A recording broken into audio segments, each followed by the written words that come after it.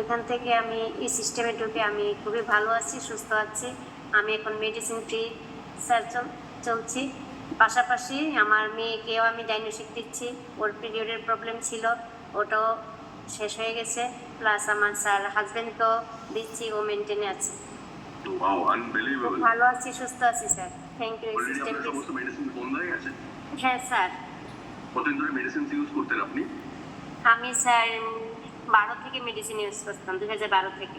12 বছর, এক যুগ ধরে মেডিসিন ব্যবহার করার হ্যাঁ পর স্যার, হ্যাঁ স্যার, আজকে ডেটে যখন দিনের শুরুতে মেডিসিন খেতে হয় না, কেমন লাগে আপনার? স্যার খুবই ভালো লাগে। তার পাশাপাশি আমি 4-5 জনকে হেল্পও করছি।